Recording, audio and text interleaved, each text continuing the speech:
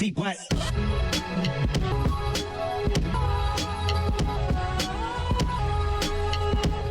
Hey! Hello. I'm not gonna lie. It has been. Child, if y'all only knew Went through. We've been recording this one podcast for 48 hours. Literally. It's been so frustrating. I am a certified audio engineer at this point. Yes. And as you can see, we have new mics. Yes. The last episode, I don't know what the fuck was going on with the sound. It was like, I don't know. But we have proper podcast mics, which I hate. I know she was holding off on doing this for the longest. I feel like a caged animal. I know. I can't move. But it's for the greater good. Self-sacrifice. It is. And that's what I'm doing. Yes.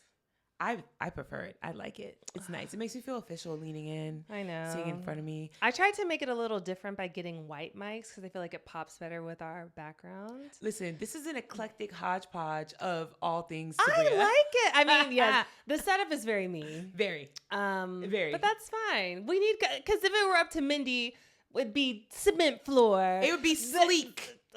Thank boring. you. It'd be very nice. I'd have a colored wall for sure, but it'd be like, chartreuse.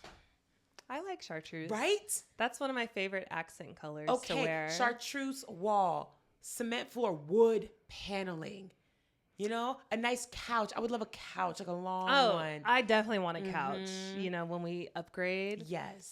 And we already have an idea of where we want our studio, but... So that literally as is, move some things around. I know. Is the vibe that I want for sure. Yeah. We just have to pay for it. I will say though, we're not doing that. I'm not anti this. I love this set because it makes me feel like I'm in an after school special.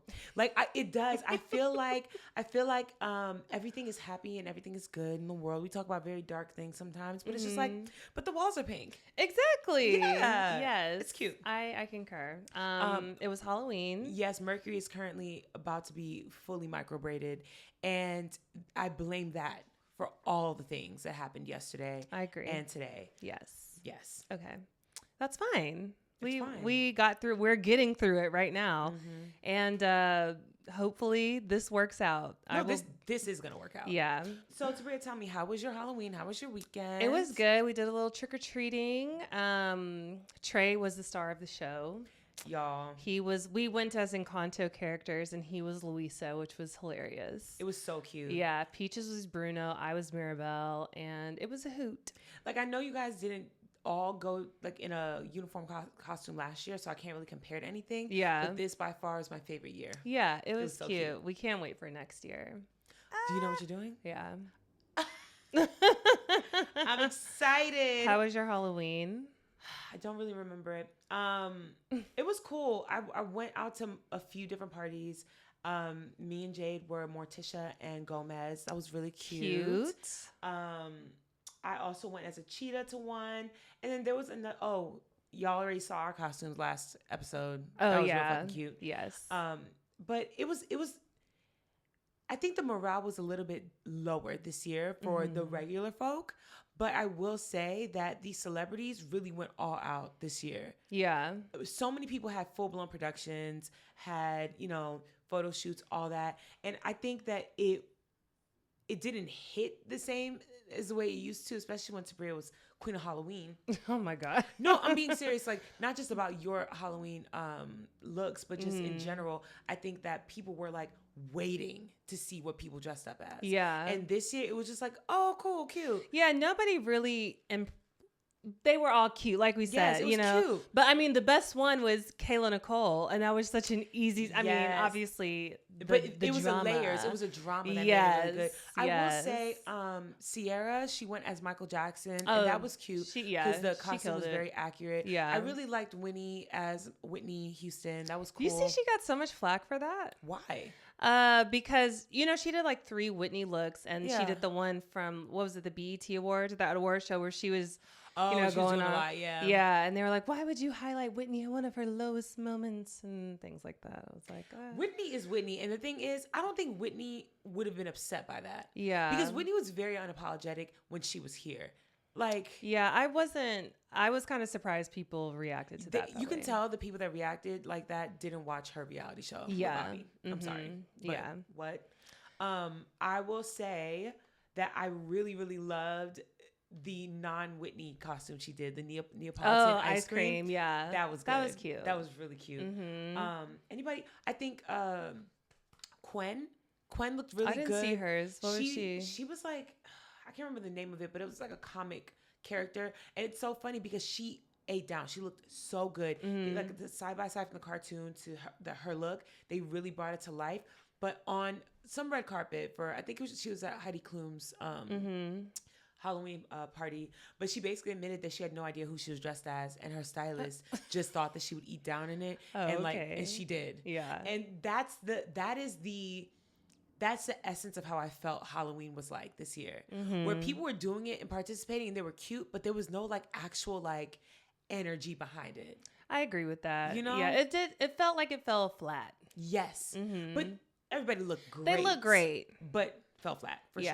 For sure. I think the have you seen the nursing home costumes? No. Like the old people? No. Oh my God. So fucking funny. One of them, it was this old man and he had a belt and he had collected watches from all the men and put all of them on his belt. And the nurse was like, "Who are you?" And he said, "A waste of time." So cute. I love the creative costumes. Somebody else had bought, those little mini things of cereal. Yeah. And put them on a shirt and then took little plastic knives and stabbed all of them, and they were a serial killer. I love cute. The little witty ones are so fucking funny. Yes, so that's funny. Cute. But yeah, giving y'all 10s. Y'all really ate it up this year with the creativity. Yes. People were balling on a budget, and I don't love when that happens because I want us all to be rich and prosper. Right. But I love when people take their circumstances and create something amazing out of it. I agree. Where it's more impressive. It is. Yeah. When celebrities do it, it's like you just spent money to do it. You can afford that. Like, no shade. Heidi Klum, the first 4 years, impressive. After that, it's just like, duh, girl, you rich. Yeah. You have literally the best FX team working on you. Cinematic FX people to do this. Like, of course it's going to eat. Like, cool. But I'm more impressed when somebody who got $3 puts together a fit, and it's like, oh yeah, y'all ate that up. For sure. Yes. Did you realize it was daylight savings time? Swear. That really threw me off. No, swear. I didn't notice until I was on the phone with Jade, and she was like, "Why is my oven like the time off?" Yeah. And we looked it up, and it was daylight savings the night before, and we both had no fucking That's clue. exactly how I found out. I was like, "Why is this an hour ahead?" No clue. It used to be a bigger deal when we were kids. It was. Do you know they're trying to repeal it? I hope that. Wait, to which one? They're trying to repeal because right now we are in standard time. Yeah, and in so the spring they want to maintain savings. standard time. Absolutely not. No. They want to maintain standard time and get rid of daylight savings because apparently it was only a thing. It was a thing twice legally. Like it was enforced legally twice in the United States. And the first time was during World War I, I think, or II, because they needed they need people to save electricity or whatever. It was like to save power. And another time it was like to help benefit the farmers or something like that. I think it just throws people off and it causes seasonal depression. And I don't like it. I want all of my sunlight. Same. I want maximum amount of sunlight. I much rather wake up when the sun is just rising than to wake up and the sun been up for 2 hours. Right. Same. I don't want the sun to go down literally before I get home from work. Yeah. The sun sets at 5 right now. It's going to set by 4. As the months go on. I hate it. I get off work at 5. Yeah, it's going to be dark. Yeah, when I get off, it'll be dark. Hate it. Same. But whatever. By the time this comes out, I am confident that Mamdani will be mayor of New York. Listen. Yes. If there, God forbid, but if by any chance he does not win, we know something shady is happening. Well, I'm not gonna lie, we don't know. I know. I know your cousin is in New York. I worked with a lot of people from New York last week. I voted. Yes, Mindy voted. Yes, Mindy voted. So yes, it's gonna go your way. Oh no, But after talking with people who actually live there and, you know, are feeling out what the streets are saying, they said it's like split. It's like 50-50. The thing is, you know how it's split. Yeah. You know what the lines are. Mm-hmm. I refuse to believe, because being from New York and being someone who has spent a huge chunk of their life there, the half that won't vote for him is the minority. Yeah. But unfortunately, there are so many people who are just uneducated and who will fall for the propaganda of, you know, vote for terrorists. Yeah. You know what I mean? Yeah. Or the propaganda of pitting people against each other. And I think the only reason why I'm so confident is because the way Mamdani went about campaigning was so very inclusive. His campaign has been excellent. So very inclusive. I have not seen a campaign this good since Obama. And did you see the series of TikToks he put out campaigning in every language? Yes. And like speaking it fluently. Yes. That's what I mean. Yeah. Where it's like, yes, I do believe that there are a lot of Black, brown, POC who might vote against him. I don't think it's going to be the overwhelming majority. I think it's going to be a very small minority, and they're going to be very ignorant, or they're going to be extremely whitewashed. We just need people to vote. If people vote, he will win. For sure. But if people stay home, it might be a problem. But Trump just endorsed Cuomo, which is not a great look for him because they've been beefing. So hopefully that works in our favor. I genuinely feel like the shift between generations is happening in front of our faces. And the Gen X boomers are dying out, and so is their culture. And Cuomo is a very like solid version of what their definition of governance was, where you give the rich business person a position of power, because if he's rich, he's going to make us rich. But the us is not the people. The us is the people who are aligned and closest to him.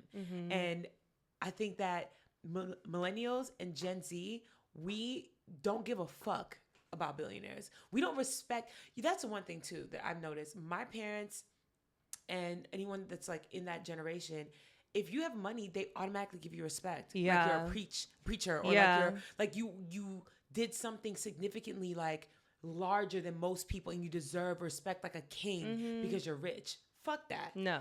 This generation, we do not give a fuck. I don't care how rich you are. I respect you less. I thank you. Especially if you're rich and you're not doing anything with that money to help benefit anyone. Yeah. Anyway. Want to hear a funny story? Yes, I do. Tell me. Okay, so I was on the toilet doing my do. Oh my God. And I was downstairs. Normally, I don't do my business downstairs. I do it upstairs in my own bathroom. But I happen to be downstairs. You always do it down here. Not always. No. Girl, I've majority seen of the multiple time. times where you like, don't go back there. Exactly. Well, that just shows you how regular I am, because the majority of them are upstairs. But doing my business, and we have a little vented window in this bathroom, and we always leave it open, ventilation. Yes. And I often talk to myself. Sometimes I do too, out loud. Yeah, I'm just spewing out thoughts, but this time I was interviewing myself. Sometimes I do that. I do that too.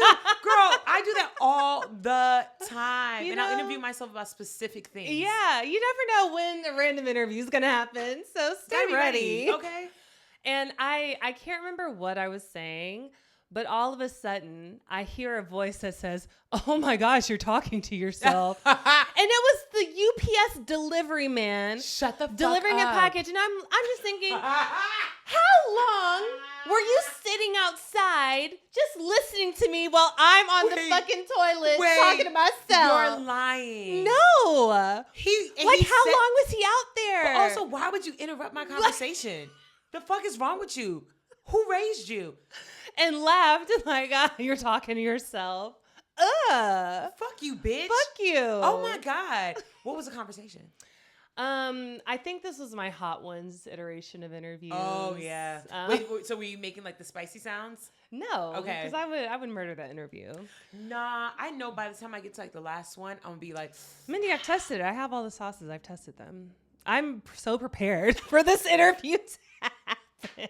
It's my dream to be on Hot Ones. Oh my God, we need Evans. to just do it ourselves. I know, we should. That would be a cute video. It'd be fun. Do it ourselves. Yeah. yesterday we actually went to a escape room. Yes. And it was a lot of fun. It was Titanic themed. Oh my gosh, it was we so ate it good. Up. We beat it. We won. I'm not gonna lie. It reinvigorated my passion for escape rooms. Yes. And I think that this is the first time where I've ever been like, damn, me and Jade are really different people. Because she was so unimpressed and unenthused. You know, and we decided to do this because Jade, she did an escape room before and she wasn't really into it. And I was like, that's impossible. And no, same. I literally, and it wasn't with me. And so I was like, oh, it must be because I wasn't there. The group. Exactly. Right. And when I tell you, I was activated. We're in there just like throwing shit around, like, okay, we got to figure out the numbers, it's the code. And Jay just standing there, leaning up against the wall like a cool cat with her legs crossed and looking at me. And I literally was like, she's so checked out. I know. But, different strokes for different folks. Different strokes. You know what? And that's why I can't get mad because when she want to play these mathematic games when we in the car, okay, and I'm not fucking with it, I'll just be like, this is my escape room. Right. Because I'm trying to escape out this fucking conversation right now. Literally. I can't do it. Oh, I love escape rooms. It's my passion. It was so much fun. Y'all, if you have escape rooms in your city, just try it out. Yes. It's so much fun. I'm not going to do it, but I think it would be a great idea to start I've seen people start Facebook groups to like meet people. Oh, nice. I've seen people do it like from TikTok and to make a Facebook group and we just meet random people. If you lonely, want to make some friends, I think this would be a great activity to do for a group like that. But the thing is, this is a great activity to do, period. Yeah. Like, team building for your job, just with your friends on a Friday night.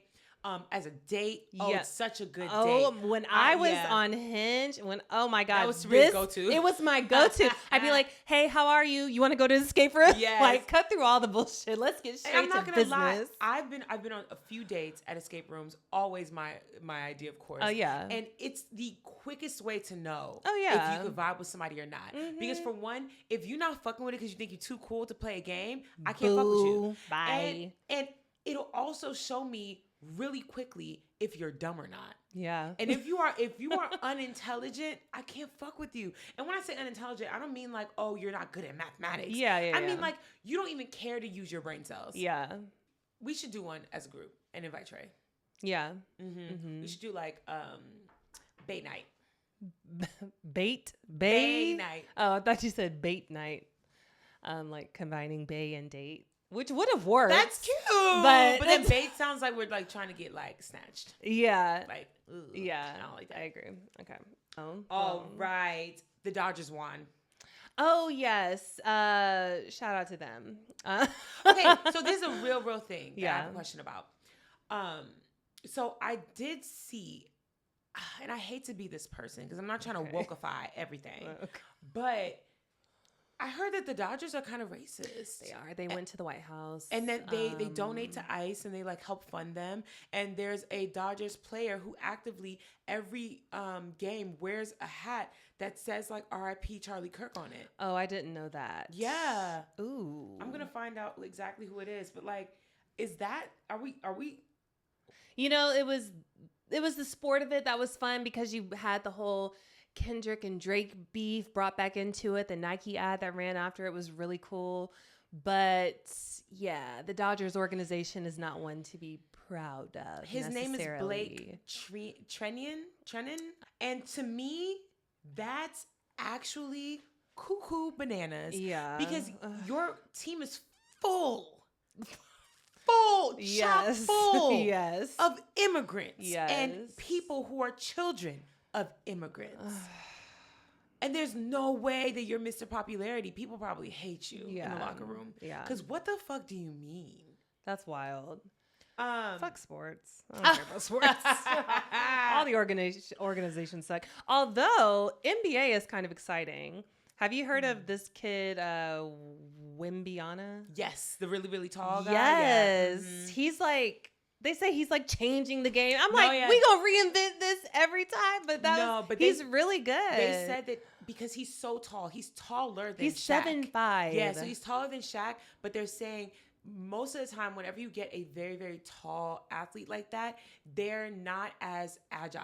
Like, yes. Like but he can play like a point guard. Yes. And so they're saying what's so impressive about him is that he moves like a, a point guard. Yes. I was trying to name one. Oh. Like, you know what I mean? Like Steph Curry? Sure. Okay. But, no, Steph Curry's up there. I don't think he's up there with Steph Curry. You know what but I I'm mean? just. But he that's is the position. Yes. Yeah. Yes. It's just. Or is he a shooting guard? I have no idea. I don't know. It's just very unexpected. Chris Paul. Girl, I don't know. You're just throwing names at me at this point. I have no idea. I think he's short. I think he's a point guard. Yeah. No, Chris Paul's he's short for the NBA, but not short in general. I think he's 6 foot. Yeah. But yeah, it's really impressive. And that is shocking to me because I understand, you can visually see how painful it is for people that are that tall to move around sometimes. Apparently he's like a freak of nature all around. He practiced Tai Chi and stuff. And he's stressed mobility training. Like whoever trains him, for from day one, they did heavy mobility training with him. No, but they ate that up. Yeah. Because also a lot of people who are that tall end up retiring earlier because they're so prone to injury. Mm-hmm. I'm praying that he is safe and that he ends up being one of the greats because shout out to him. The Wembeyana, that's what they say. Oh, that's cute. That's cute. And I swear to God, if he still ends up with a 5'3" bitch. Oh my God. I don't know what it is with these niggas. I know. Why? I just know it's some 5'3" Caucasian bitch with a fatty that's out here plotting on that man. I hope not. With a step stool. I hope not. Not even step. She gonna need a ladder. Literally. Oh my God. And now it's time for the news hour with Tabria Majors. Dun, dun, dun, dun, dun, dun. Okay. This is going to be the longest government shutdown in history. I don't think it's ever gonna shut up. Okay. Who's that character that goes, That's what you sounded like. Wait, no, who is that? It's a bird, ain't it? No, or is it a pig? The pig? Pig? The porky pig? Does he do that? Who does?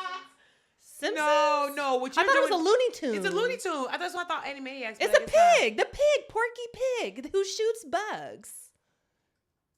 Or is it bugs? No. Is it bugs? Is it bugs? It might be bugs. I don't know. I think it's Bugs Bunny. That makes sense. Or it's Porky Pig. We're trying to verify. I think it might be Porky Pig. Because that sounds like because he's the one that he stutters. Mm-hmm. Or Elmer Fudd. No, because he don't laugh. Because he don't find shit funny. Oh, right. Elmer Fudd is very she's not looking. Okay. Y'all, well, let us know. Anyway, government shutdown is still going on. It's going to be it's going to be the longest one in history. And initially, they were releasing 50% of the SNAP benefits to the recipients, and then Trump took that back. Well, no. So initially it was nothing. Then a judge said you have to. Yeah. Then they announced that they would release half, and then just randomly this morning, Trump said, "Actually, psych your mind. Mm-hmm. We're not releasing shit until the Democrats hop on board," which is so insane. The gaslighting is so insane. It genuinely, I don't believe that this is the world that we live in. I know. Like it's unbelievable that this is our president who is on social media talking out his fucking ass like that. But you know what? I think you're right. I don't think it's going to end. I don't think it is either. The way that they're firing everyone, they're not looking for replacements. Yeah. If they thought the government was going to open back up again, they would need these people in place. They don't give a fuck. Did you hear? They just announced that if the shutdown continues into next week, certain airspaces in the U.S. will have to be permanent, they'll have to be shut down. Yes. Which means you won't be able to fly into and out of certain states without having to drive to another state or region in order to get on a flight. Have you seen those videos out of Houston? No. Oh, yes. The Houston airport, it's essentially inoperable, but you have to be in line for 6 hours just to get through security. LA's at 3 right now. LAX, the line for TSA, think about the Delta.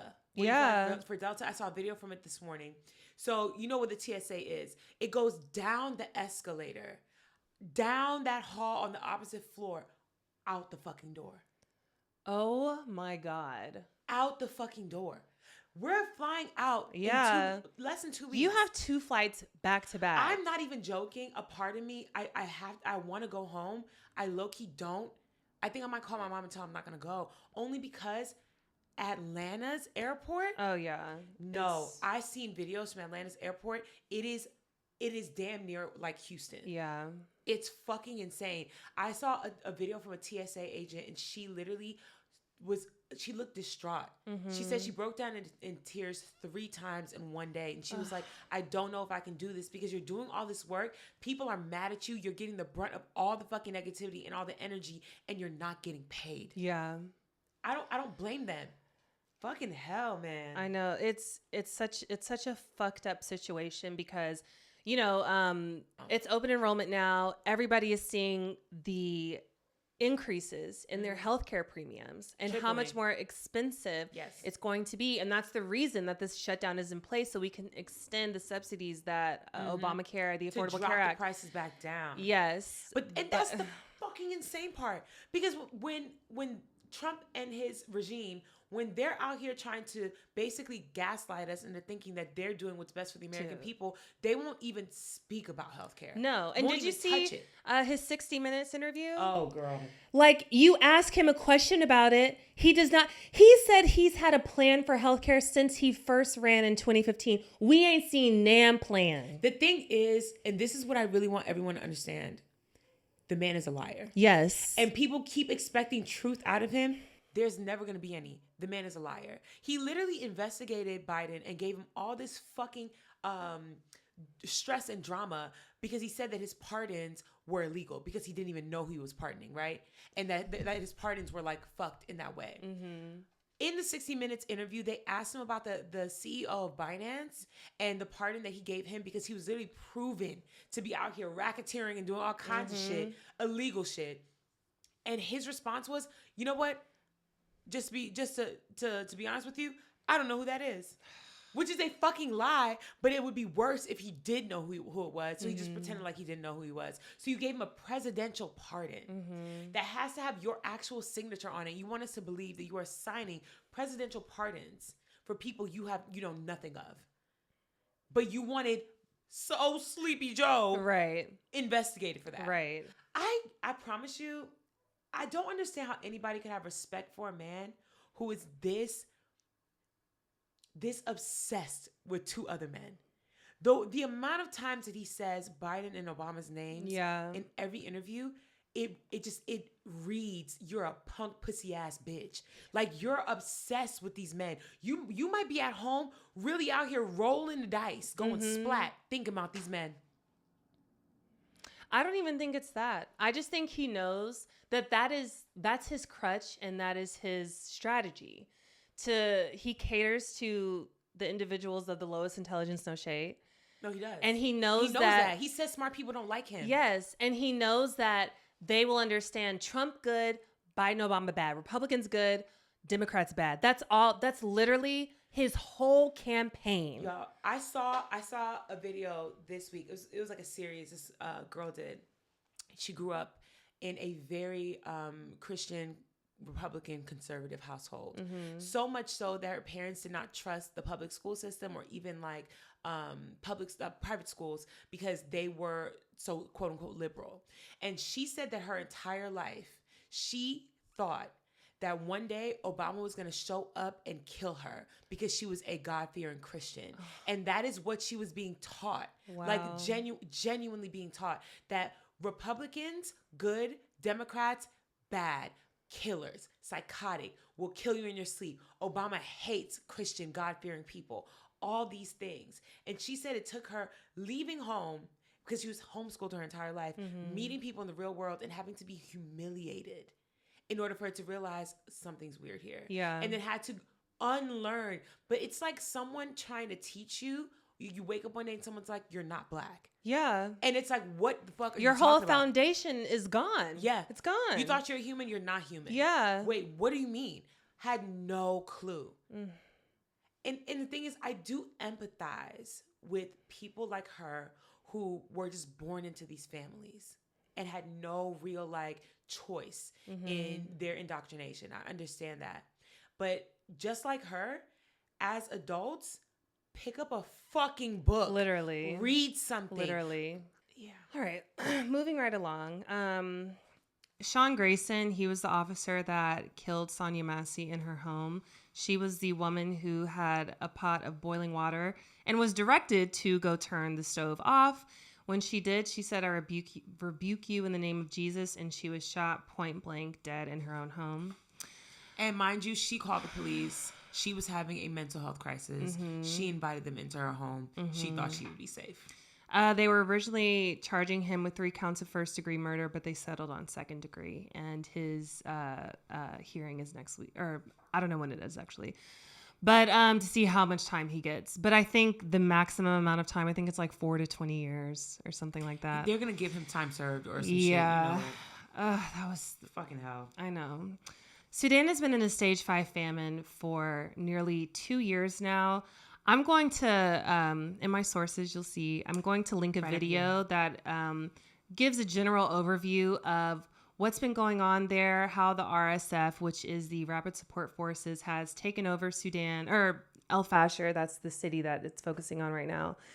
And just what they're doing to these people. I happened to stumble upon a video today, and I was like praying it was AI, but it wasn't. And I can't. Like, from the satellite images of the city, you just see pools of blood. That's embedded. It's in the sand. Like 2 days ago, I cried for like 30 minutes straight. Mm-hmm. I was losing my mind.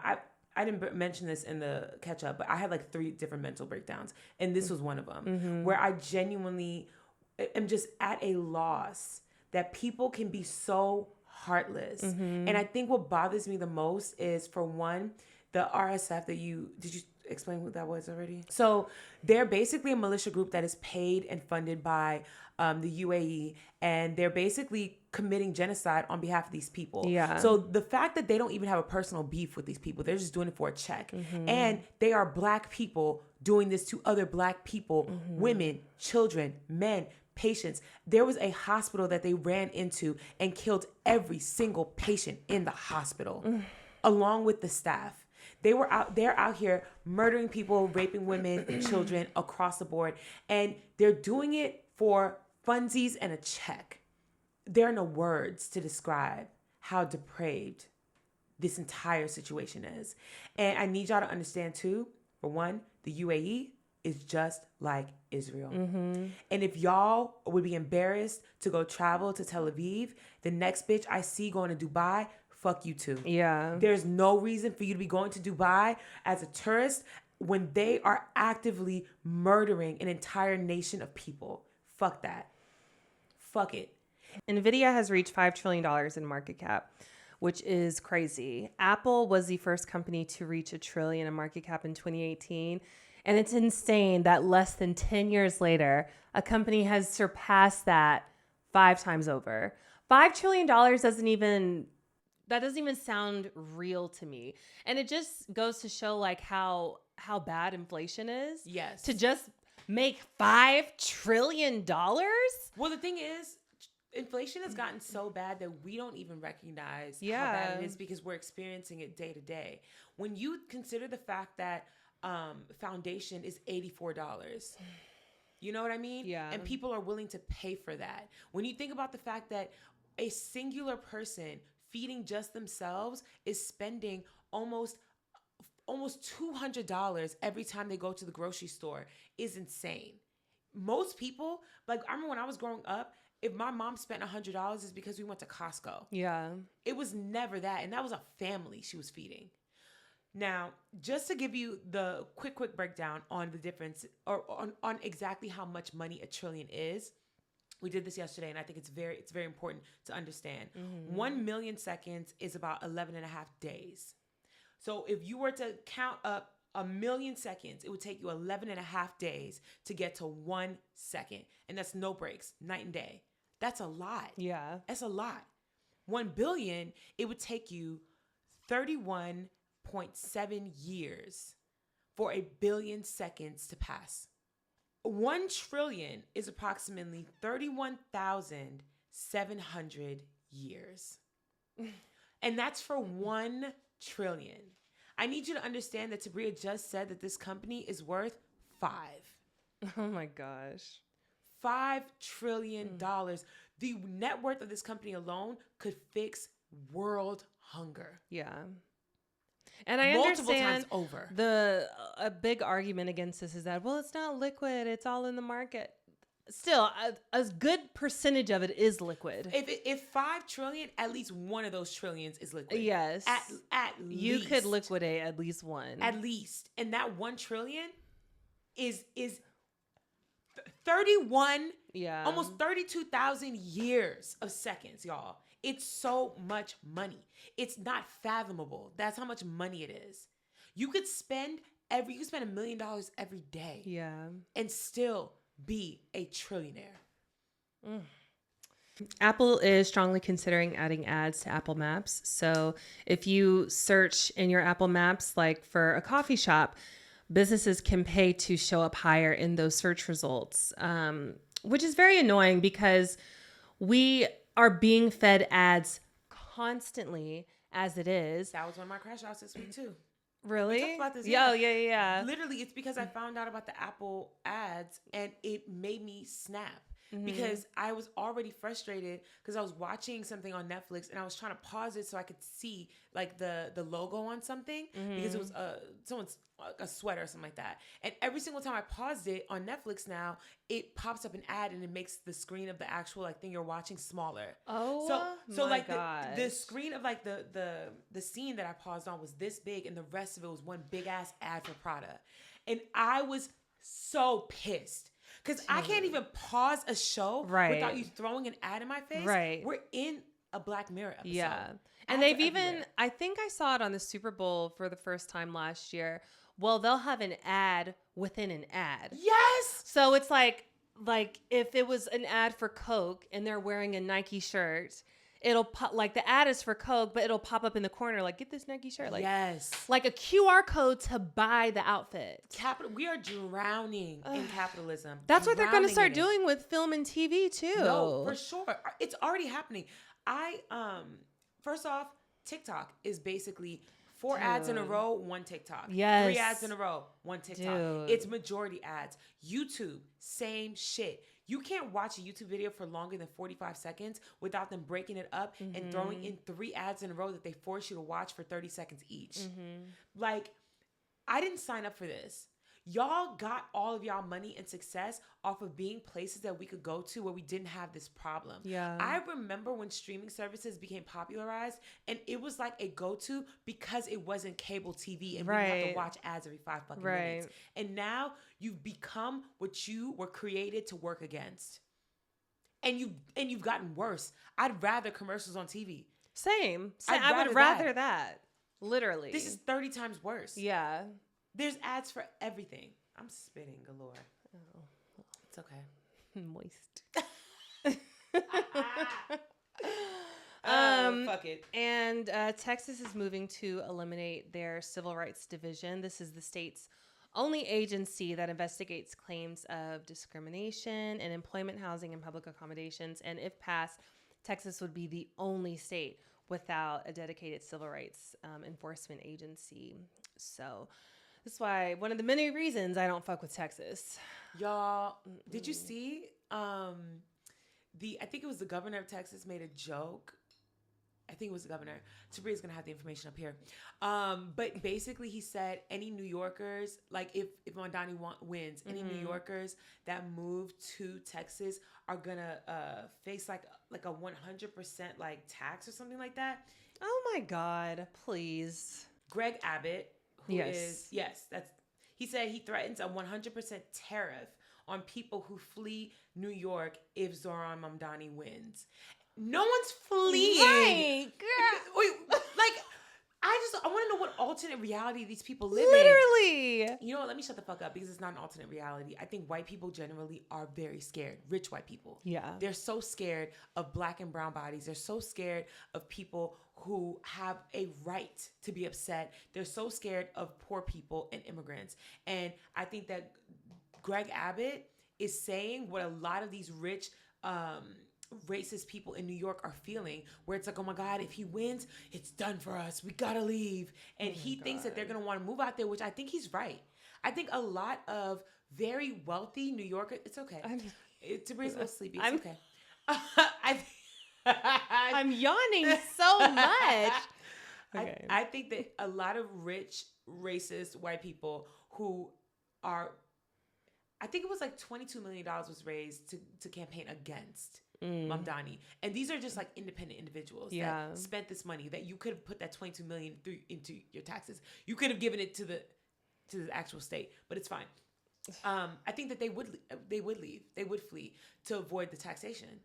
And I think that they would go to red states where they feel like they're at home and where they feel like they'd be surrounded by their own kind. And I think that Texas has been one of the most loud in saying, we are Republican.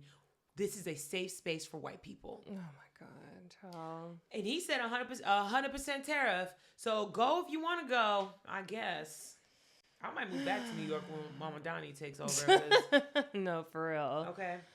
All right, here we go. We're going to go real quick. Did you see that video of JD Vance and Erika Kirk? Yes, of course. What do you think? Which one? Yes.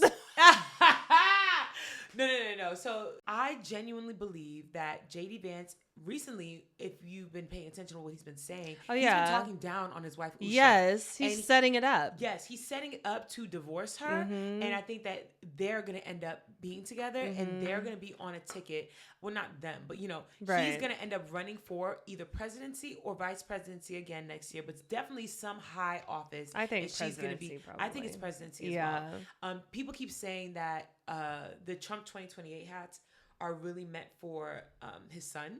That really he's setting up like a Bush kind of like pull where how senior Bush had junior Bush who wasn't qualified and wasn't smart and wasn't really into the job, but they wanted a stronghold on the government, and people are saying that he's just like that they know they can't get another presidency, but the Trump 2028 hats are for his son.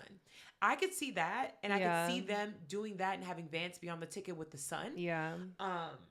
Or the other way around of just having Vance run for president. Yeah. But regardless, he's going to marry Erika Kirk. Yeah. And it's going to be, I'm a good Christian man now, because he knows, and I don't understand why they didn't think of this ahead of time. The optics were never good. You want to sit here and you want to deport every immigrant in the United States, but your vice president and you literally are both married to immigrants. Literally. Or children of immigrants. Child. I just want to know what was the deal that was made with Usha? This the most multicultural administration, period, and y'all are still racist as hell. Yeah. What's the man? Who? The Indian guy? Oh, Kash Patel. Or no. Vivek Ramaswamy. Yes. We're not going to mispronounce Ramaswamy. His name. Yes. Because I respect his culture. We're not going to mispronounce. Thank you. His name.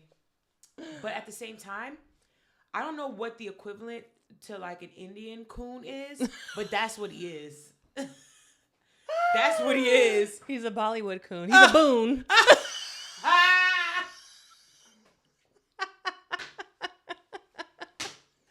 Any Indian people that are listening to this, please tell us what it is, what it's called for real. Because, and I don't even want to know so I can say it. I just want to know for my own information. Yeah. But that's what he is for sure. And that's what JD Vance's wife is too. Yeah. There's no reality where I'd be married to a man who is openly racist. No, I do not feel sorry for her. No.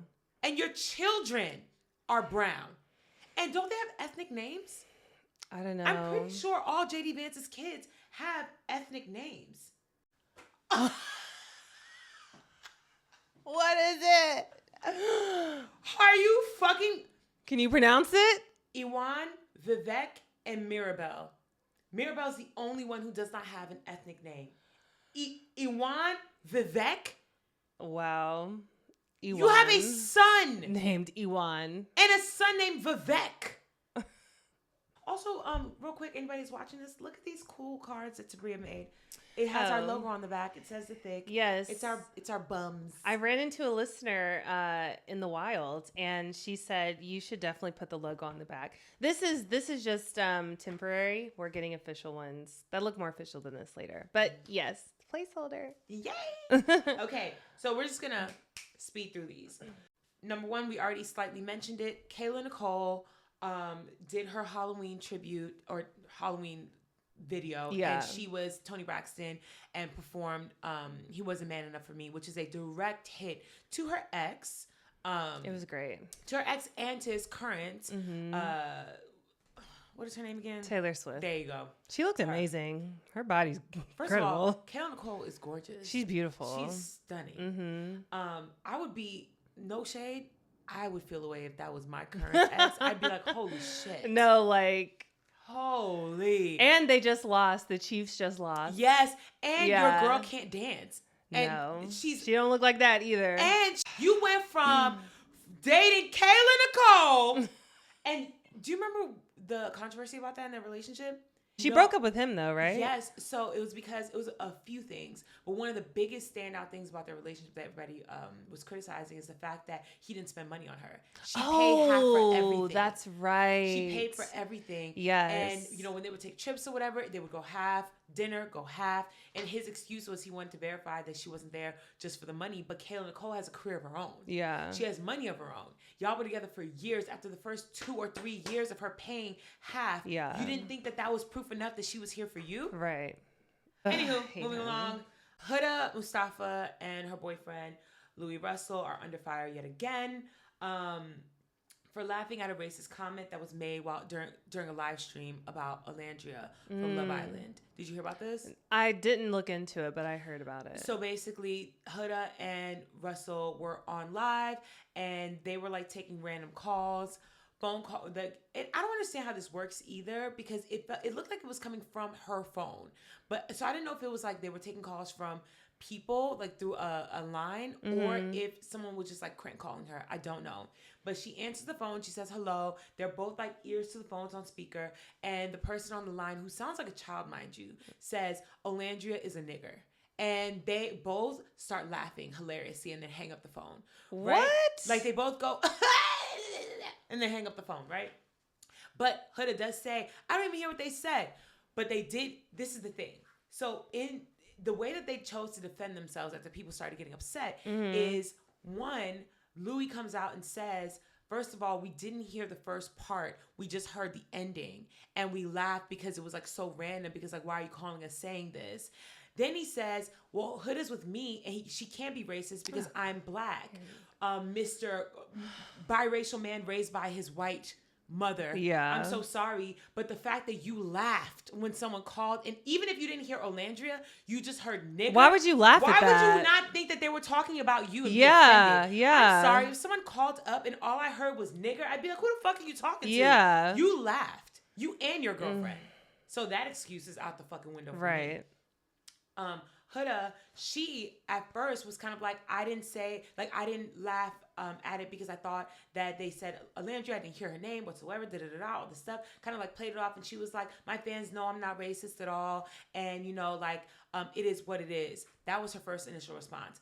Then Alandria responded and basically was like, I'm above this. I don't stand for any racism. You know that I don't address racism, because Huda's fans were throwing crazy. They photoshopped her face onto George Floyd's body at one point in time. Yeah, I remember that. So she was dealing with all that shit. And she basically was like, it has been worse. This is still really bad. I'm not going to waste my breath on it. There are hateful people out here. And if people can't stand up for what's right, then I don't know what I'm supposed to do about it. But I stand for and with all black people. And I can never condone this kind of action. Shout out to you, Queen. Huda then comes back around and she's like, I'm so sorry if this was, read the wrong way, because now she's starting to lose brand deals. And because I saw Huda Beauty dropped her. And she thought it would be enough just to apologize again and then donate to the NAACP and then tell her fans to also donate. Okay, yeah. And that was yet again not enough. And she lost Huda Beauty. People are now signing petitions to help to get her to lose her Gymshark deal as well. Yeah. And they're literally like, she's losing left and right. left and right. And now the most recent update is she commented on a post about it and basically was like, I would love an opportunity to sit down like with Olandria and really discuss my piece because I'm not this person, blah, blah, blah. And people are like, you couldn't even, because I know you're not aware because you weren't really into Love Island thing, but the beef between her and Olandria started because all her fans were being very racist against her, and Olandria off camera, off the internet, came to her like woman to woman and was like, can you please just tell your fans to stop because it's starting to fuck with me, like it's really affecting me. And Huda said she would and never did. Oh, wow. And so now she's calling on Olandria to sit down with her and have a conversation face to face. And people are like, fuck you, bitch. No, why? Because you didn't want to. You didn't want to stand up for her. And now that you're feeling the effects on your pockets, now you want to sit down and have a conversation. Girl, suck my dick. Do her fans still like support Huda's her? Fans are like blindly riding for her. Blindly. And it's so crazy to me because she has a lot of black female fans at that.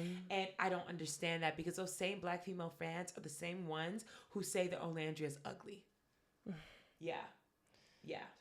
Anywho, moving on. Big Sean and Jhene have broken up. Oh. Let's give a moment for that.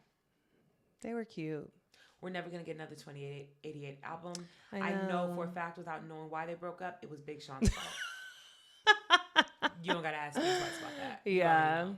I pray that it is amicable. They do have a child together, and I hope that they can move forward. They do have a kid together. I forgot she had another kid. I hope they can move forward and raise that child peacefully. Yeah, I'm sure. Xania Monet becomes the first AI artist to enter the Billboard Top 100 with a debut entry at 30. This is disturbing and wrong in so many ways. And I hate the fact that people still need an explanation as to why. I will say this. I did some research on this. And turns out the person who is behind Xania Monet is actually a black woman. I think she's from Mississippi. She is a spoken word artist and poet, and she turns her poetry into music. She has combined the voices of Money Long and Keisha Cole, I think, to create this like amalgamation of like the ideal R&B artist. Unfortunately, it's working. It is. I really wonder how she gets paid for this and whether or not this artist is signed to a deal or if she's getting all the money. Also, how do you plan on touring? I mean, I guess the holograms, is it, or holograph? Whatever. I pray to God that this shit dies. I know, don't like same. I don't like it at all. And I hate the fact that there are real artists out here who have worked their entire lives to get a Billboard entry. And this person just created an AI artist and put her out there, and now they're debuting at number 30. Like, that makes me feel so yucky. I know. And it's easy to get away with it just for the musical part of it, like just listening to the music, because we hear tons of music, you know, like especially sound bites on TikTok all the time. Yeah. And we don't know who it's from, where it came from. Just, this is the new hot trending sound of the moment, and it could be an AI thing. And I know that there are probably plenty of people who have tuned in and listened. Yeah, and be like, have it on their playlist and don't know that it's AI. Because especially if it's making it out to the Billboard, it's going to be on playlists. Yeah. Apple playlist, Spotify playlist, across the board. It's so annoying. And I don't care if it's a black person behind it. No, same. And it makes it worse to me that it is. Yeah, I'm not going to say who it is, but there's somebody that I used to follow who's a black woman who's in the tech space, and she's very pro AI. And a lot of black influencers are as well, because a lot of brands want them to promote their AI features and stuff like that. For the check. And I get it. Like, I get it. It's hard to turn down a check. I don't get it. I do get it. I do get it. We're in hard times right now. It's hard to turn down a check. But like, you're fucking yourself. I know.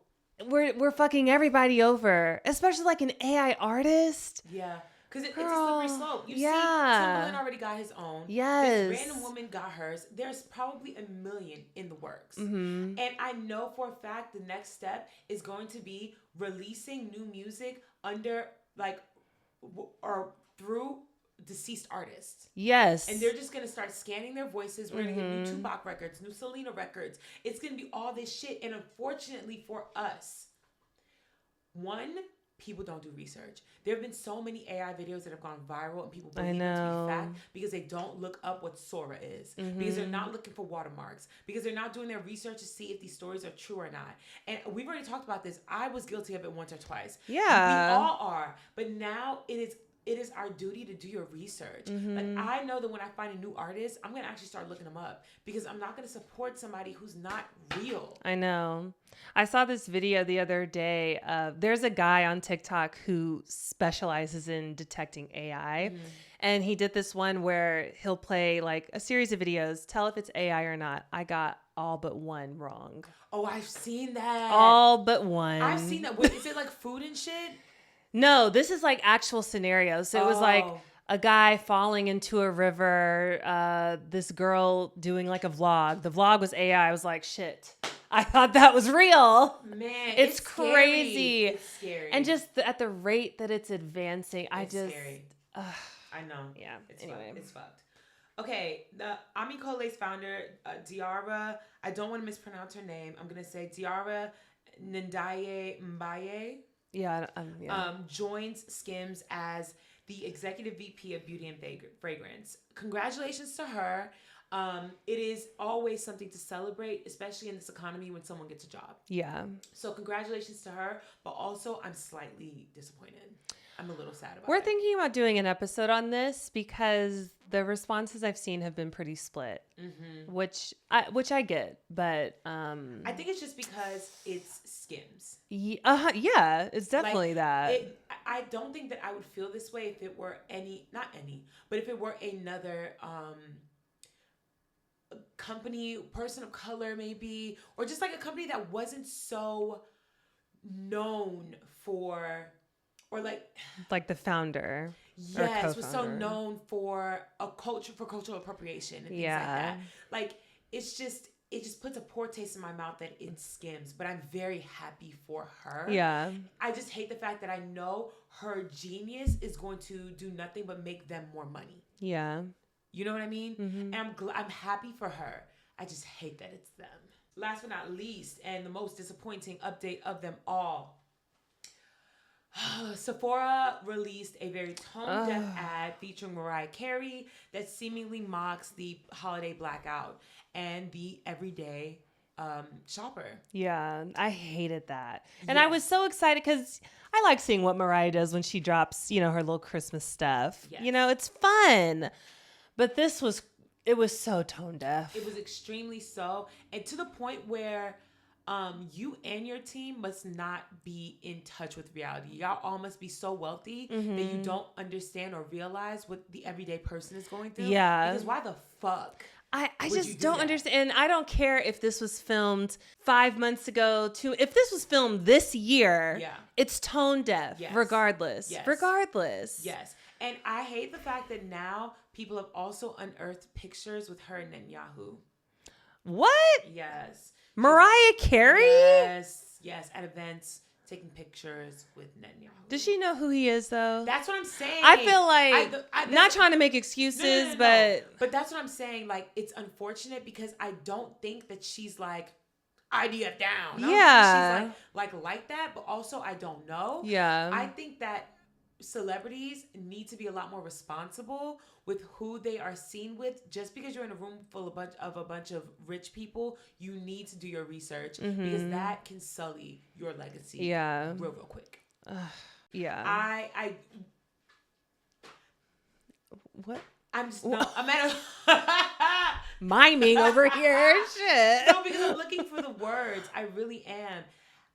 Every day we just get more and more reason to divest and remove ourselves from capitalism. So this is another reminder before we get into the topic of this week's episode that we are all participating in this blackout. Yeah, the blackout she's referring to, if you don't know, is the Black Friday blackout. What's it? The Big Beautiful Bill, the Big Beautiful Blackout. And so it's supposed to happen November 25th through December 2nd. I don't like that there's an end date, but because it kind of just signals to companies, oh, okay, it'll just be these few days and then everything will be back to normal after that. Hopefully it's, something that we can continue to practice further. For me, that means I'm not participating in Black Friday, and I'm not participating in extra Christmas spending. Little Peaches doesn't even know what's going on for real. As long as she opens a present, it could be anything, and she'd be excited. Literally. And that's good, because at the end of the day, y'all, if we don't show the machine, if we don't show the people that are making everything run, the billionaires, the corporations, that we are taking back our power, they'll never believe us. Yeah. We can complain all we want to. People have been complaining forever. How many? The slaves complained. Yeah. They didn't free them. Yeah. Like, we have to actually take action and do something. Mm-hmm. Take your dollar back. Also, not to fearmonger at all, but y'all, the banks is suffering right now. Yeah, the banks are literally going into their emergency funds because they don't got the money. They don't have our money. This is literally what happened in 2008. Yes. But it's going to be worse. It is. And if you are going to take your little coins you have left and spend it on something, spend it with someone who actually deserves it. Go mom and pop. Yes. And that's what I was going to say. You know, you can shop local. I know people, you know, they don't want to take Christmas away from their kids. They want the magic and whimsy to be there. Just shop local. Okay. Thrift. You know people that crochet. There's so many like small creators that I follow who paint. Get a portrait painted. Do something. Pay one of your friends to gift a photo shoot. Yeah. Like, there's so many creative ideas that you can use instead of getting someone a fucking iPhone. Yeah. Let's get into the episode. Today we wanted to talk about that Vogue article that came out, is having a boyfriend embarrassing. It was written by Shante Joseph, and we saw a lot of people talking about it, and you know, thought it would be a good conversation. It was a very interesting read. I expected it to be longer than it was. Yeah, it was kind of short. But I get not making it too long. No, I want to make it digestible. Sure. It's so crazy that something that short, because it wasn't very long. It was probably like one page, because you know, like 4 or 5 paragraphs, I think. Literally, because they had all those ads breaking it up, which again, yes. Y'all pissing me off. It was very interesting to read, and nothing she said was shocking to me. No, nor was it a super unique thought. I feel like she was saying what most women have been thinking. Yeah. There's been a very distinct line drawn between the pick-me-shas and the independent women of this day and age. And I'm not gonna lie, I fuck with it. I thoroughly enjoy it when a woman just like subtly, like, oh, there's an arm there. You got a man? Oh yeah. And you never know. Yeah. And then you pop out and it's like, happy 5-year anniversary, babe. Yes. Yeah. I love that. Your entire page, your entire identity does not need to be connected to a man. That has been what it's been. Yeah, I agree. For millennia. I agree. Why is it bad to want to just be your own person? And it is kind of embarrassing because men right now are embarrassing. Yes. And I'm not going to lie, I think it goes across the board. What do you mean? I think that you don't need, even for women who are with women, I think it's just relationships in general. Yeah, in general. You don't need to be partnered and to use your partnership as a badge of honor because it isn't that big of a whoop-de-doo. I agree. Yeah. When I first saw the title, I didn't really feel a way about it. I immediately thought, yeah, having a boyfriend is embarrassing. No, same. I was like, for sure. But the subtext is having an embarrassing boyfriend is embarrassing. When you're with a man who ain't shit, when you're tolerating bullshit that you don't deserve.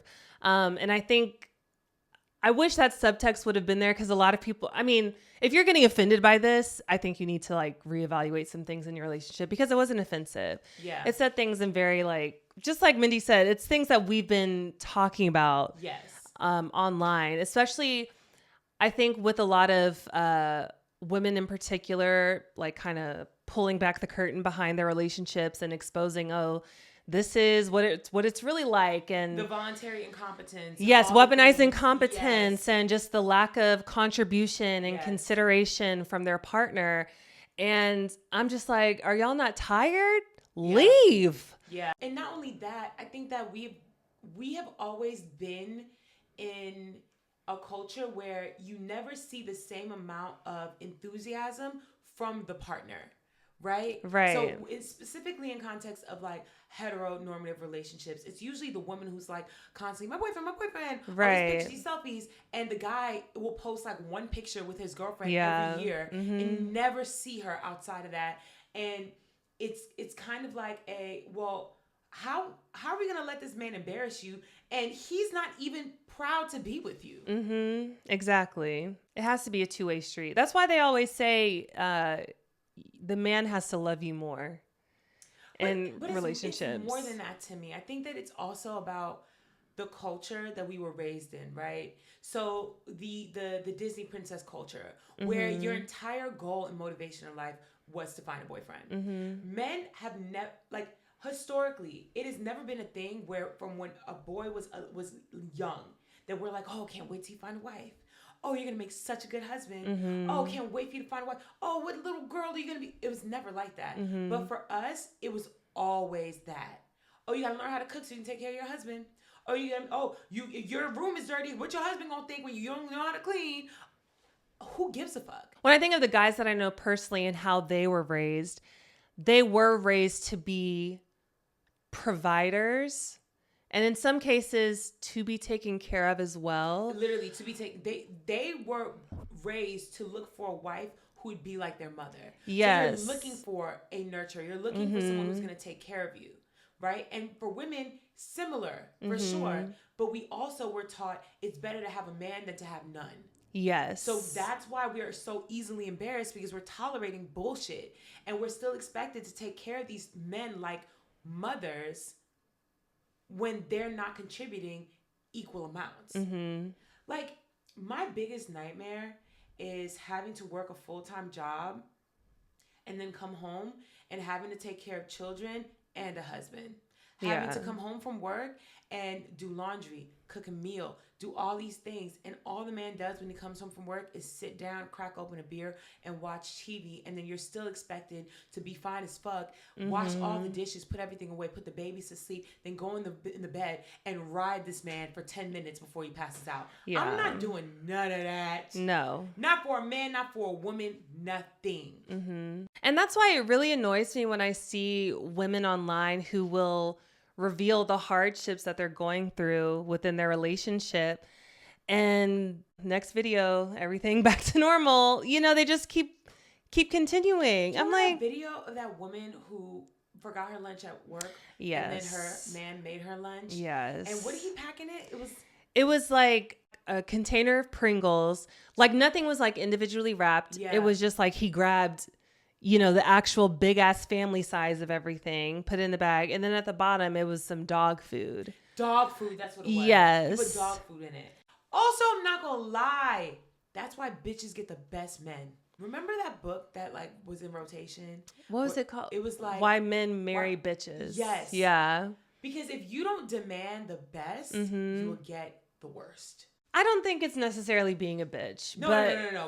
But yeah. I read the book. You're not supposed to. When the term bitch is not mean. Yeah. It's just understanding. It's self-respect. It's self-respect. Yeah. It's boundaries and self-respect. Mm-hmm. And people call women a bitch if they like if my man or my girlfriend made me that wet bowl of bullshit, I'd be like, girl, what the fuck is this? Yeah. Hell no. Literally, you wouldn't even eat this. You don't eat like this. Mm-hmm. You don't eat like this. And you expect me to eat it with a smile? Mm-hmm. A bitch would have been like, fuck no, try again. Yeah. Okay, so I have a question. Mm-hmm. Do you think, because I've noticed a rise in heterosexual relationships specifically, of women referring to their boyfriends as their partner. Mm-hmm. Do you think a huge part of that is because saying you have a partner is embarrassing? Saying you have a boyfriend is embarrassing. Yes, thank you. The embarrassing part to me isn't that it's having a boyfriend. Like, I don't say partner to allude that, oh, it could be vague, it could be a woman. I don't think most women use it in that sense, but I think it's because they've been with their boyfriend for a while and it just sounds kind of juvenile. It kind of, I feel like I know some girls that say partner because they don't want to say boyfriend.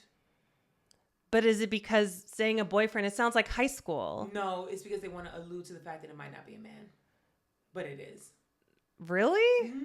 I think I told you this. I was on set one day, and one of the producers, I thought she was queer. Because she always talked about her partner, my partner, my partner, my partner.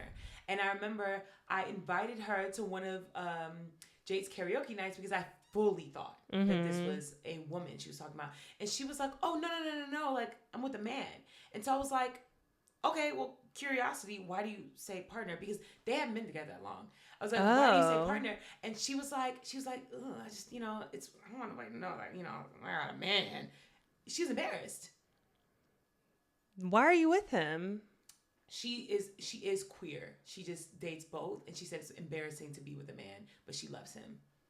Oh. Mm-hmm. Well, that's stupid to me. But I think that's not a rarity though. I don't know. In my experience, it's not that. No, but I think that's specifically for you. Do you know anybody else? Yes, that says partner? I know so many people that do. Anybody that's been with their partner for less than a year. No, they've been with them for a while. That's why they use it. I don't know anybody who uses partner that's just got with somebody. No, literally somebody at my current job does the same thing. And they say partner because they were like, I don't know. How old are they? 22. I think I'm looking at it from a different scope because I am around people who are Gen Z. Mm-hmm. And a lot more Gen Z women are saying partner because they don't like the term boyfriend. Because it is embarrassing. I feel like you're trying to like grasp the concept. I mean, it is embarrassing for me, but for a different reason. Yeah, I'm not ashamed of having a boyfriend. I'm not ashamed of not being married. Mm-hmm. But saying it's a boyfriend, it just sounds like a little school crush. You know what I'm saying? Mm-hmm. It just sounds like juvenile. I understand that for your context. But in terms of even I think in the article they talked about that.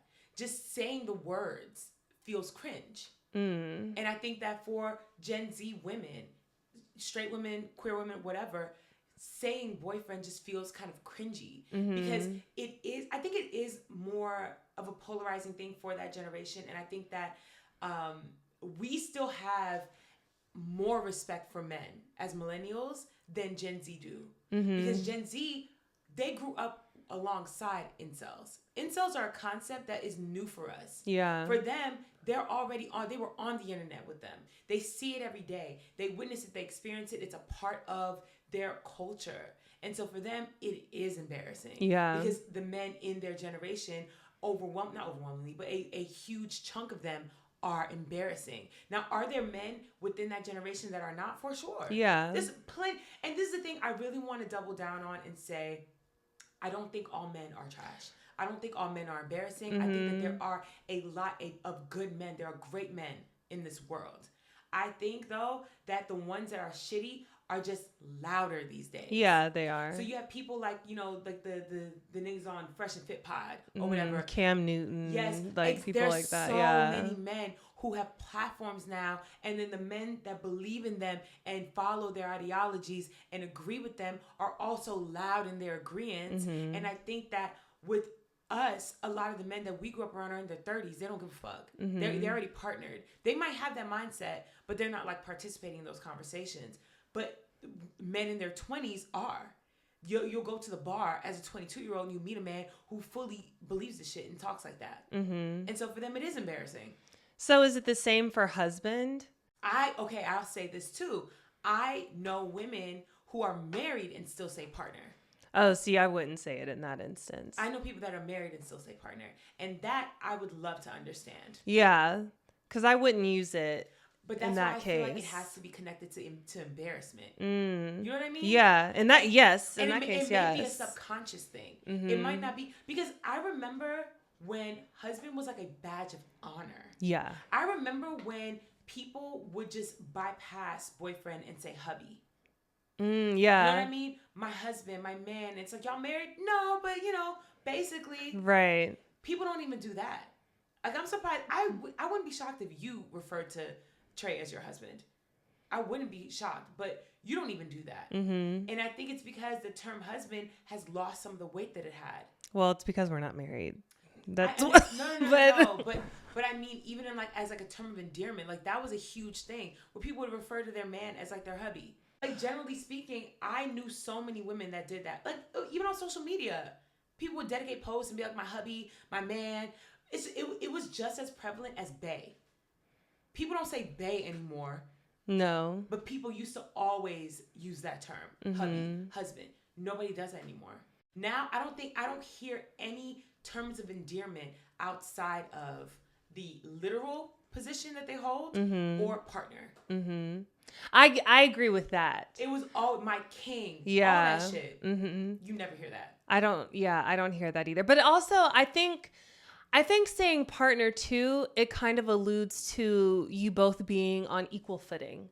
Whereas saying things like that, like even husband or especially king, gross.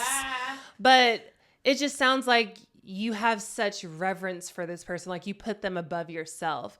But saying partner, it's like you both have equal footing. But I think that that's a part of the bigger conversation, that it is shifting, where women don't want to be a rib.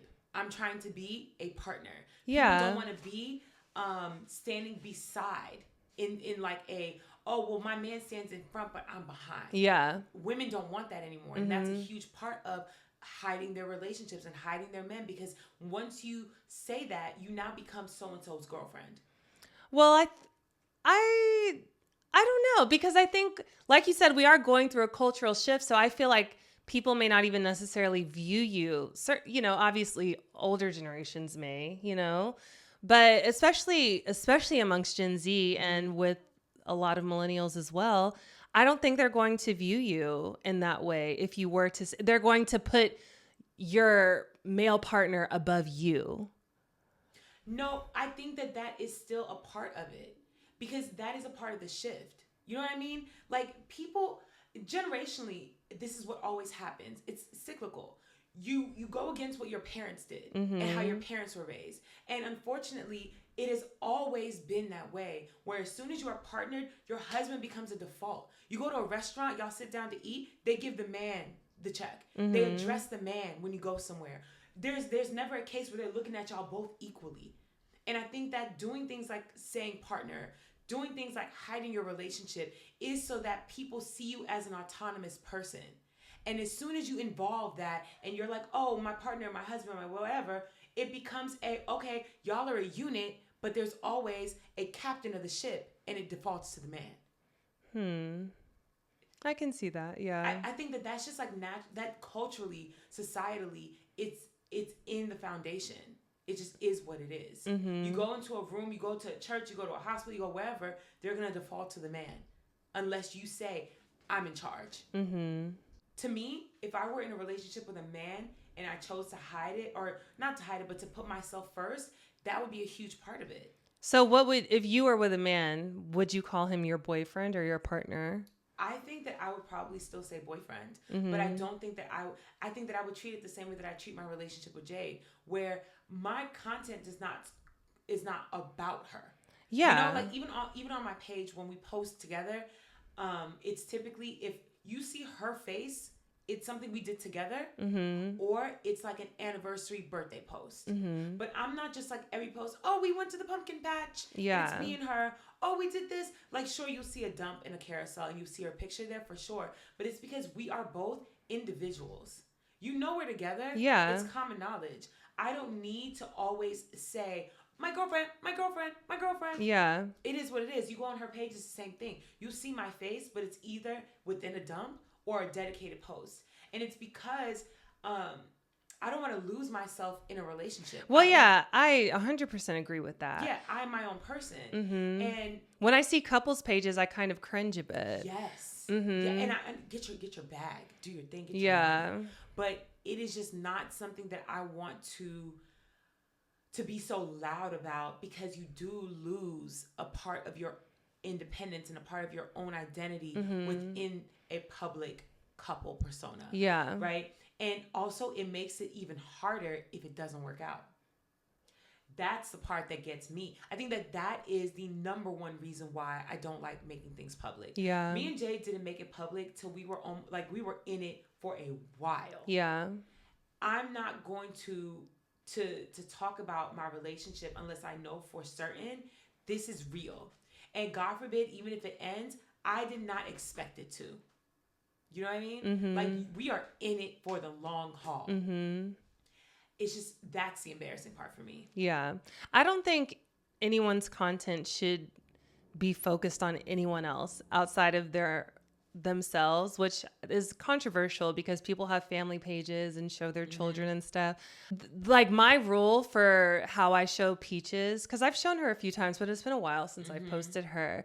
But I don't want you to ever come to my page expecting to see her. Yes, where it's like, ooh, I need my baby fix. Let me see if Tabria posted. Peaches is today. Yeah, I don't ever want people to come to my page expecting to see Trey. Like, if you come to Tabria Majors, it's because you want to see Tabria Majors. For sure. And I fully agree with that.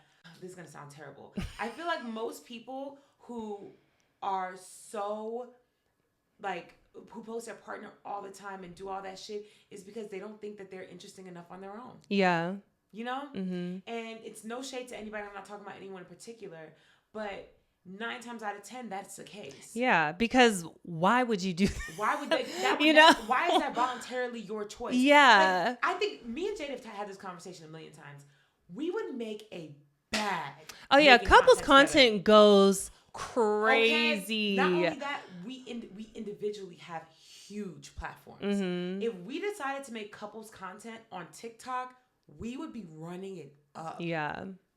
I don't want to do it though. Yeah. No thanks. Mm-hmm. No. So how many women, because we already spoke about, the reason why a lot of women steer away from posting their partners is because of the embarrassment factor. But how many of those women do you think do it because they want to maintain their desirability? Because I do agree that as soon as I posted my relationship, I lost hundreds of followers. Really? Sure did. Oh, wow. But I also think that that was also a part of a lot of men not realizing, I apologize, not realizing that I dated women, and that was a turn off for a lot of men, which I don't give a good goddamn leave. I think that plus just the idea of me not being available turned a lot of people off. Yeah. And I know the same thing happened to you too. Yeah. I think that a lot of women might be steering away from doing that because of that as well, because they know it might hurt their brand as an individual. Ooh. Both gassy today. I know. What the fuck? But go ahead. What do you think? I definitely think that's a possibility, especially if you are an influencer, content creator. That definitely plays a part into it. And I mean, having a male audience, it's not going to benefit you anyway. Ever. So I don't think, that should be a reason that you I know, but some people really care about numbers. Yeah, but they need to realize we're in a day where numbers don't matter anymore. It's really about your core community. But that's like another conversation about social media. And I will say this, I fuck with the people that fuck with my relationship, because they will say things without me having to say nothing. So like, I'll post content, and like, this happened literally this morning. On like one of my older videos, someone was like, okay, but are you single, or like what's your type now? I'm trying to find out for me, or something like that. And someone responded back and said her girlfriend. And literally, and I was like, period. I'm not gonna say anything. Yeah. And I appreciate that. And I think that people still need to know that there are healthy relationships that exist. You don't need to be a part of it. Yeah. You don't need to have any insider information. You don't need to see me every day on your timeline. But it is a good thing to know these relationships exist. Jade is the first partner I've ever gone public with, ever. She is, yeah. The last boyfriend I ever had, I didn't even post anything. The most I ever posted was like our shoes. Like the girls. And it's because that's embarrassing. Yeah. Like, I'm okay. I'm not finna tag you. I'm not finna do none of that. Because you don't need to know who this man is, because, and no shade, this relationship in particular, I know the reason why I did not post him or go public with him is because I knew you would embarrass me. Yes. I knew you would. Like, there was just, I had no proof. I just knew if I posted you, I would get at least 2 DMs. That was the same with me and the guy that I was seeing before. Yeah. Yeah, I would absolutely not. It's the embarrassment. Yeah. I know there's a 50-50 shot. I knew Jay wasn't going to embarrass me. No. But that's because I also vetted the fuck out of her. You know, like we were together for a while. But that man, yeah. Yeah, no. Okay. No, I'm okay. No, I'm all right. But we've graduated. We know what it's like to have a good, healthy partner. Yes. Be in a relationship. Do you think that being single is now cooler than being in a relationship? Because I will say, 10 years ago, I was desperate to be in a relationship because it was like a badge of honor. It felt like a badge of honor. And I don't know if it was the times or if it was my age. I think it was both. I definitely think there is this cool factor to being single nowadays because of this whole movement. I think it's mostly amongst women. I don't know if most guys necessarily care if a woman is single or not, or if they view her as being less cool. I don't know. Do you think men find it not impressive, but do you think it's cool for them to be in relationships now? Because I think it is. I think that we have switched places. And I think that a man being able to say he has a girlfriend is a badge of honor nowadays.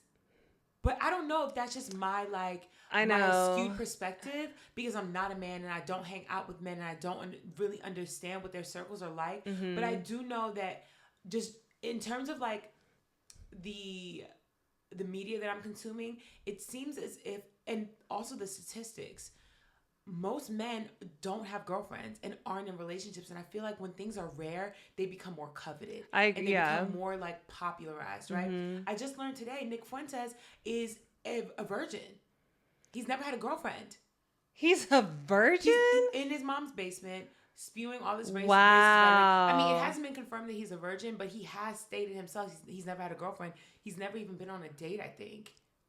I mean, it's maybe not he's not surprising. a virgin. Maybe he's paying for it. Who knows? Yeah. At this point, he could probably afford it. He probably has paid for it. But it's just like, I feel like nowadays it would make you cooler if you had a girlfriend, especially if your girlfriend was a fine-ass bitch. Like, I feel like that'd be a badge of honor. There's so many men out here. I think all the more popular men have girlfriends. Like, think about the heartthrobs out here. They all are partnered. Who? I don't... You know who heartthrobs are. Kylie Jenner's boyfriend. Timothy Chalamet. Him. Zendaya's boyfriend. But look at how you're even describing them by their counterpart's name. I know, because I don't know actors. No, I understand, but I do think that says something, that it is like cooler to be partnered if you're a man and not if you're a woman. I can see that. I think it's cooler as a man to be partnered amongst women. I don't know if it's cooler amongst men though. I think it is because men aren't getting laid, and it's like an obvious factor. You're getting pussy if you're in a relationship. These other men are not getting laid. Like I might pull up the statistic about how often men are having sex these days. The numbers they're very, very grim. And genuinely, I believe it.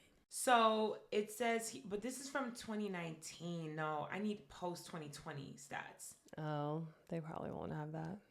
Because that's where the change happened. COVID. Like, giving me stats from 2019 is ridiculous.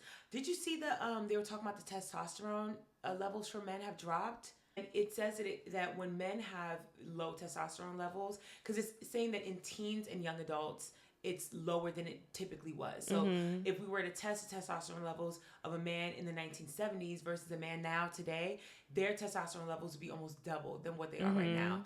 And when their levels are low, it causes changes in like their moods, extreme fatigue, it makes you antisocial. It, just like your motivation is lower, and it makes sense that that's the reason why so many men have become incels. It's because their testosterone levels are low. They don't have the motivation to go out and go get it, to be outside, to interact with people. They're just like low and slow, and they're not feeling it, right? So imagine how you feel like, because I will say this, I've heard about a lot more men having to take testosterone. I'm sure that's environmental factors contributing to that. No, they say that it's due to the food and due to radiation from like cell phones, computers, all that shit. So when people say things like, do men need women? Men need women, but women don't need men. Do you believe that? Do you genuinely believe? I mean, you know me. I do believe that. I'm fully with a woman. I don't need no nigga. Yeah. But do you believe that you would be living your most optimal life without a man? I would live an optimal life without a man. Yeah. And I'm living an optimal life with a man. Do you think that a man could live his optimal life without a woman? An older man? No. I don't know what the parameter of age is. Why not? Why an older man? The statistics that we have on marriage, like how men live longer as a result of being married, whereas women don't. Like, I'm just thinking of the single men that I know. And granted, I don't know them intimately and like how they really feel. You know what I'm saying? Mm-hmm. But they seem fine and they seem content. I say content because nobody's happy under, in the current times. Yeah. But not having a relationship isn't like a sore spot in their life right now. But that's because so many other things are happening. But take the current times out. I know, but it's hard to because I wasn't considering men's opinions. No. I'm just saying in general, because you can look at the relationships that you saw growing up and the men that you knew, Well, yeah, that's what I'm saying. Older men, yeah, because that's all I knew growing up. Older men. So you're saying that you think that they wouldn't be able to live their optimal life? Correct. Yeah, that's like I said. Older men for sure would not be able to live their optimal life without a woman versus the other way around. I don't agree with either one of these statements in the sense that I believe anyone can live their optimal life. I think that we as a society and whatever, we have taught men to be dependent on women. Of course, everyone is capable, but I'm saying the statistics back it up that men have more longevity in life, have a happier life when they are married to a woman. No, but that's because when they are married to a woman, the woman caters to that man, right? Yes, she makes his life more optimal. No, I understand what I'm saying because the question is, or the statement is, men need women, but women don't need men. I don't agree with that because I don't think that men need women. I think men are conditioned to think they do. I think that men need them. I think that a man and people in general, you can live your optimal life as long as you're willing to take care of yourself. Mm-hmm. I think that in society, we've taught men that they don't need to know how to take care of themselves because a woman's going to do it. And as soon as a man recognizes, actually, no, I need to take care of myself, they're fully capable. There are plenty of men who like, I have an uncle and he's still out here single. He got girlfriends. He do his thing. He live his life. He is very happy living his life because he learned to take care of himself. Yeah. But when he was married, he was a terrible husband because he did not ever take care of anyone. Mm-hmm. And as soon as he became single and he had to learn the hard way, he figured it out. Mm-hmm. And now he's fine. Yeah. I think that that as women, we still have to hold ourselves accountable because we teach men this. Yeah. We show them this. So for us to be like, okay, well, I'll be fine without a man, but men need me. That's not true. Mm-hmm. We make them think that they do because we baby them. Mm-hmm.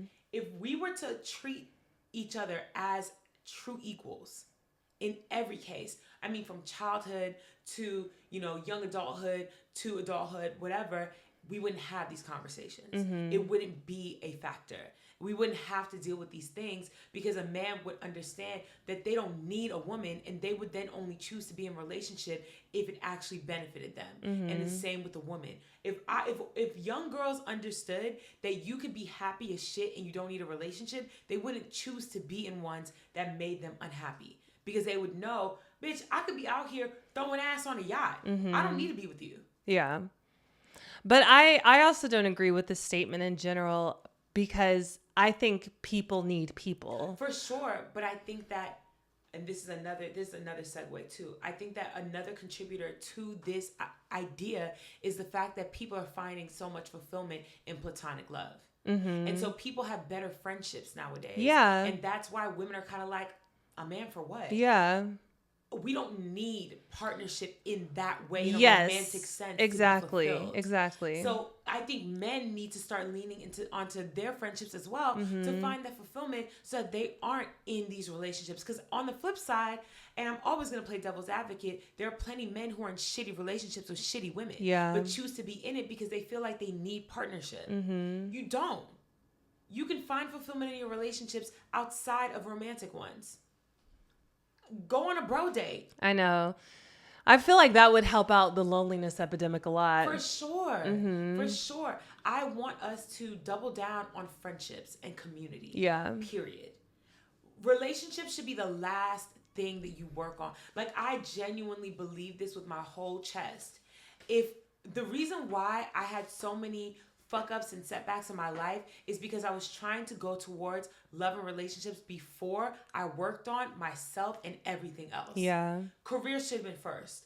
Mental health should have been first. My own self-worth should have been first. And then relationship. And I think that it happened for me in that way, but just coincidentally because I kept on failing forward. Mm-hmm. That's it. Yeah.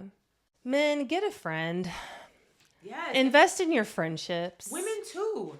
I mean, yeah, but we do that naturally, I feel like. No, but I think that a lot of women wouldn't be with embarrassing men if they valued themselves a little bit more, because that was why I was with embarrassing men, because I was tolerating, because I knew that you would embarrass me, but I was with you anyway. Yeah.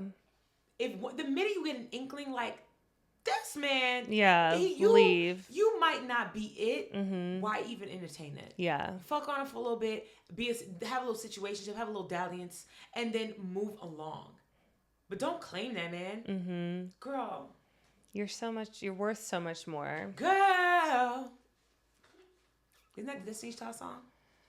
Oh, Everybody girl. to talk to. Yeah. Girl. Yes. Yeah. That song. That's the theme. So, in conclusion, I don't think having a boyfriend, it can't be embarrassing, but I don't think love is embarrassing. No, I think that if you're in a happy relationship, be loud and proud about it if you want to. Mm-hmm. But when you're doing it, when you're being like performative about it or making it your whole personality, that's when it's like, Or wearing it like a badge of honor. Yeah, it's not.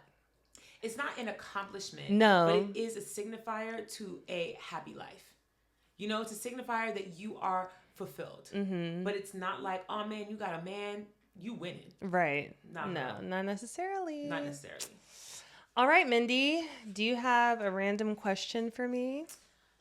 If you had to give yourself a vintage Black name, what would you choose?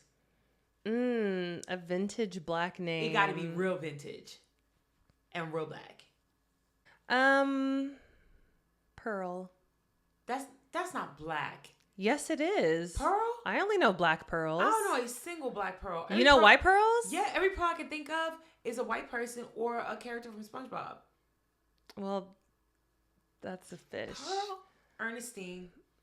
I know Black Ernestine. Eugenia. I like Pearl. Or even Pauletta. Annie Etta. Loretta's a good one. Loretta. Mm-hmm. Loretta. I like Loretta. Loretta's a good one. Mm-hmm. Yes. Ooh. If you had to... No, this is the good one. If you had to rename Peaches, what name would you choose? Oh, that's so hard because the name she has is the one I've always been set on. No, I know, but now you know her. But you know what? Look, what would it be? I've never told y'all this. Okay. If we had another girl, yes, what we want to name her, but we couldn't. Yes. Talon. Oh, that would be so... Why wouldn't you be able to? Because I wouldn't want to have Talon in the friend group and... But that's okay, though. Because the thing is, it's... And this is no shade at all. It's not like you're naming the baby after Talon. I know, it's but... It's just a name. You know what I mean? I know, but still. I just think it would be awkward. You would spell it different. No, it wouldn't. Auntie Talon would eat that up. She would love it. I know she would love it. Literally. Yeah, she would love that. I know she would, but I think they would fit together so well, you know? Talon is cute. Mm-hmm. I like that. Okay, if I had to name Peaches myself... Mm-hmm. Oh, God. I'd name her something like... that's like mildly unisex, like Avery, or like unisex makes sense for her. Like, cause she still has like a very like, I just know when she grows up she's gonna be so fucking cool. I know she is, and so I like Avery or like Taylor, or like Something like that. Yeah. Yeah. Yeah. Like, I don't think she'll ever go by her full name. No. I'm curious to know what nickname she's going to go with. Though. I feel like it's going to be your sister's nickname. Yes. I love it. Mm-hmm. Yeah. Yeah. And you know, that's a family name. 4 people in my family have that nickname. And that was my nickname growing up. You don't have a question for me, huh? You just asked 2 questions, Right. so no. Damn, we did a listener letter last episode. I'm not doing it again. I'm so sorry, baby girl. I might have you just chop that section out, and then we gonna email her back the audio response. No, for real. I feel so bad. I know. So bad. No, y'all, like, we literally recorded this full episode before. And it crashed. But 5 times. like, I'm not. And that was such a long question. It was such a long listener letter. And, like, shout out to her, because she was such a sweet girl. She was. Mm-hmm. Honestly, we'll send you the audio. We were able to recover it, but it's such a mess with the video. Yeah. So we'll send you the audio response. Mm-hmm. But yeah, guys, this Saturday I'm throwing another party at Mr. T. This Saturday? Yeah. It's the 8th. Yes. Mm-hmm. Oh, November 8th, this Jesus. Saturday. I know time's a flying. At Mr. T, it is a sapphic Walla Walla party. If you like women and you are, or you're part of the LGBTQ community, come on up, show out, throw some ass with us. It has been real. it's been fun, actually. It's been real fun. fun. We'll see y'all next week. time. CWatt.